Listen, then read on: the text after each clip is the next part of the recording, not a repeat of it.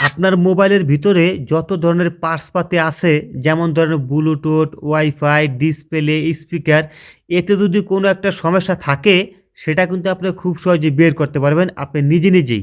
সেটাও কিন্তু আপনার মোবাইলটা দিয়েই। কিভাবে করবেন? চলুন শিখিয়ে দেই।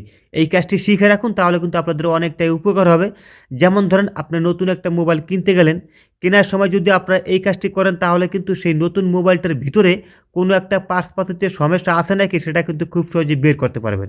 আবার যেমন ধরেন আপনারা পুরাতন একটা মোবাইল কিনতে গেলেন, সেই পুরান মোবাইলটি যখন নাকি কেনার সময় আপনারা এই কাজটি করবেন, তাহলে কিন্তু সেই পুরান মোবাইলটার ভিতরে কোনো একটা পার্টসপাতিতে সমস্যা আছে নাকি, সেটা কিন্তু খুব সহজেই আপনারা বের করে নিতে পারবেন।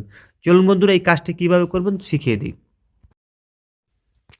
বন্ধুরা, প্রথমে চলে যাবেন আপনাদের মোবাইলের থাকা সেটিংয়ে চলে যাবেন। সেটিংয়ে যাওয়ার পরে এরকম আসবে, আসার পর একটু সুইপ করে নিচে আসবেন। আসার পরে দেখবেন লেখা থাকবে ডিভাইস কেয়ার, এখানে একবার ক্লিক করে দেবেন। ক্লিক করার পরে এরকম আসবে, আসার পরে একটু নিচে আসবেন। আসার পরে বন্ধুরা দেখবেন লেখা থাকবে ডায়াগনস্টিক, ঠিক আছে? এই ডায়াগনস্টিকে ক্লিক করে দেবেন। ক্লিক করার পরে একটু অপেক্ষা করবেন। অপেক্ষা করার পরে দেখবেন লেখা থাকবে ফোন ডায়াগনস্টিক, এখানে একবার ক্লিক করে দেবেন। ক্লিক করার পরে এখান থেকে দেখবেন লেখা থাকবে টেস্ট অল, এখানে ক্লিক করে দিবেন। কিংবা আপনাদের যদি কোনো একটা সন্দেহ থাকে, সেখান থেকে আপনার নির্দিষ্ট কোনো একটা অপশনও কিন্তু বেছে নিতে পারেন। এটা না করে আপনারা কী করবেন, টেস্ট অলে, এখান থেকে এই টেস্ট অলে ক্লিক করে দিবেন। ক্লিক করার সাথে সাথে দেখবেন এরকম আসবে, আসার পরে এখান থেকে রিস্টার্ট টেস্টিং, এখানে ক্লিক করে দেবেন। ক্লিক করার পরে একটা একটা করে সব কিছু চেক করতে থাকবে, ঠিক আছে? আপনারা কিন্তু এখান থেকে দেখতে পারবেন উপরে নাম আসবে আর সেকেন্ড দিয়ে একটা টিক দিয়ে দিবে।